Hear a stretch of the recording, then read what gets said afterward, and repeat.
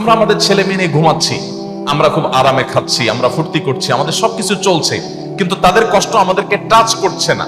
এই যে টাচ করছে না, এটা আপনার ভেতরে ইমান যে একেবারে ধুয়ে মুছে সাফ হয়ে গেছে, আপনি শুধু জাস্ট খোলস নামে মাত্র মুসলমান, এটা প্রমাণ হলো যে আপনার ভিতরে কোনো ন্যূনতম কোনো পরিবর্তন আসছে না, কোনো প্রকার ভাবলেশ হচ্ছে না, আপনার ফিলিংস হচ্ছে না। আপনার তো ঘুম হারাম হয়ে যাওয়ার কথা, আপনার তো খাবার উঠে যাওয়ার কথা, আমরা তো পাগল হয়ে যাওয়ার কথা। এই দৃশ্যগুলো দেখার পর আমার তো ঠিক থাকতে পারার কথা না।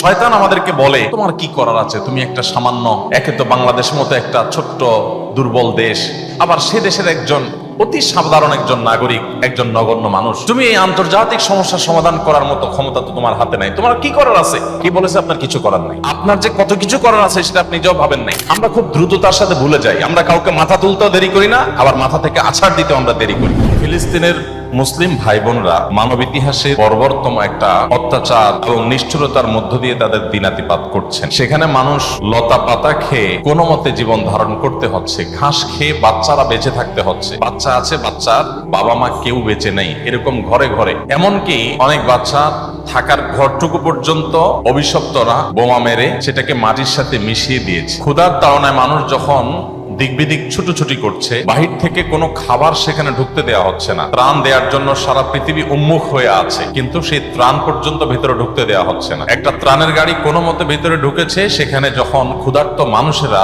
চতুর্দিক থেকে একত্র হয়েছে, তাদের উপরে বোম্বিং করে তাদেরকেও শেষ করে দেওয়া হয়েছে। হসপিটালে অ্যানেস্থেসিয়ার অভাবে ছোট ছোট বাচ্চারা, তাদের যখন অপারেশন করতে হচ্ছে, অ্যানেস্থেসিয়া দেওয়ার মতো মেডিসিন না থাকার কারণে ডাক্তার সরাসরি ছুরি দিয়ে কেটে এই জীবন্ত বাচ্চা ছেলেটাকে, মেয়েটাকে, বাচ্চা শিশুটাকে আর্তনাদের মধ্যেই কাটাকাটি করতে হচ্ছে। এরপরও বাহির থেকে কোনো মেডিসিন পর্যন্ত ঢুকতে দেওয়া হচ্ছে না। এই কাজগুলো তারা করছে যারা পৃথিবীতে মানবতার সবক সকাল বিকাল আমাদেরকে দেয়, মানবাধিকারের সবক আমাদেরকে সকাল বিকাল শিখায়। আমরা যাদের কাছ থেকে তথাকথিত গণতন্ত্র শিখি, আমরা তাদের কাছ থেকে ব্যক্তি স্বাধীনতার কথা শিখি। এই মানুষগুলোর আসল মানবতার রূপ আমরা দেখি ফিলিস্তিনে অত্যন্ত বর্বর ভাবে, অত্যন্ত বাজে ভাবে বের হয়ে পড়েছে, প্রকাশ হয়ে গেছে। এরকম একটা সময় আমরা যখন আমাদের দেশের দিকে তাকাই, আমি ইতিমধ্যে বিভিন্ন জায়গায় বলেছি, জাতির একজন সাধারণ সদস্য, বাংলাদেশের একজন সাধারণ নাগরিক হিসাবে আমি খুবই লজ্জিত, খুবই অনুতপ্ত, খুবই ব্যথিত। এই জন্য লজ্জিত অনুতপ্ত যে সমস্ত কোম্পানিগুলোর টাকা বোমা হয়ে আমার নিরীহ মুসলিম ভাই বোনদের উপরে নিপতিত হচ্ছে। নবী করিম সাল্লাল্লাহু আলাইহি সাল্লাম বলেছেন, পুরো পৃথিবীর সমস্ত মুসলমানরা একটি দেহের মতো। আমার মুসলিম ভাই বা বোন, তিনি আফ্রিকায় থাকুন কিংবা আমেরিকায়, ইউরোপে থাকুন কিংবা এশিয়ায়, যেখানেই থাকুন না কেন, তার কষ্টে আমি কষ্ট অনুভব করব, এটা আমার ইমানের দাবি। আর যদি কষ্ট অনুভব না হয়, তাহলে বুঝতে হবে আমার ভিতরে ইমানের কোনো ছিটে ফোটাই নাই। এরকম একটা কঠিন পরিস্থিতিতে আমরা দেখেছি যে পশ্চিমা পৃথিবীতে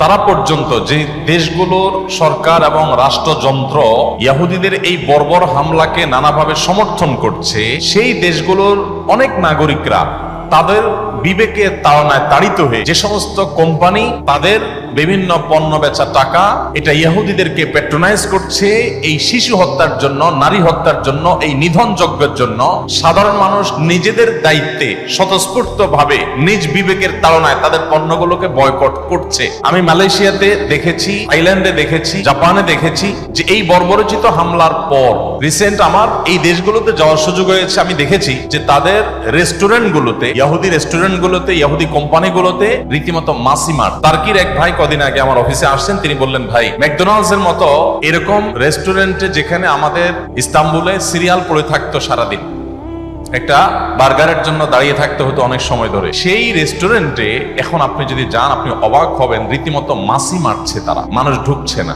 আপনি যদি মিডিল ইস্টে চলে যান, দেখবেন তাদের র্যাকগুলোতে একটার সাথে দুইটা ফ্রি অফার দিয়েও কোনো গ্রাহক তারা টানতে পারছে না। এটা যে কত বড় একটা ইফেক্টিভ কাজ ছিল, সেটা আমরা দেখেছি। এই কোম্পানিগুলো যখন একের পর এক তাদের অবস্থান ক্লিয়ার করা শুরু করার জন্য ইনিয়ে বিনিয়ে তারা নিজেদের অবস্থানকে পরিবর্তন করার চেষ্টা করছে, যে না, আমরা এটার সাথে নাই, আমরা সমর্থন করি ফিলিস্তিনকে। অন্তত তাদের মুখ দিয়ে এই যে কথাটা বলানো গেছে, এটা একটা বড় সাফল্য। আমরা যখন ফিলিস্তিনের মানুষদের এই দুরবস্থা দেখতে পাই, বিভিন্ন ভিডিও দেখতে পাই, এগুলো দেখার মতো না, এত নির্মম। আমরা আমাদের ছেলে মেয়ে নিয়ে ঘুমাচ্ছি, আমরা খুব আরামে খাচ্ছি, আমরা ফুর্তি করছি, আমাদের সবকিছু চলছে, কিন্তু তাদের কষ্ট আমাদেরকে টাচ করছে না। এই যে টাচ করছে না, এটা আপনার ভেতরে ইমান যে একেবারে ধুয়ে মুছে সাফ হয়ে গেছে, আপনি শুধু জাস্ট খোলস নামে মাত্র মুসলমান, এটা প্রমাণ হলো যে আপনার ভিতরে কোনো ন্যূনতম কোনো পরিবর্তন আসছে না, কোনো প্রকার ভাবলেশ হচ্ছে না, আপনার ফিলিংস হচ্ছে না। আপনার তো ঘুম হারাম হয়ে যাওয়ার কথা, আপনার তো খাবার উঠে যাওয়ার কথা, আমরা তো পাগল হয়ে যাওয়ার কথা। এই দৃশ্যগুলো দেখার পর আমার তো ঠিক থাকতে পারার কথা না। ইমানের দাবির কারণে তো আপনার ভিতরে একটা অস্থিরতা কাজ করার কথা, ব্যাকুলতা সৃষ্টি হওয়ার কথা, কিন্তু সেটা হচ্ছে না।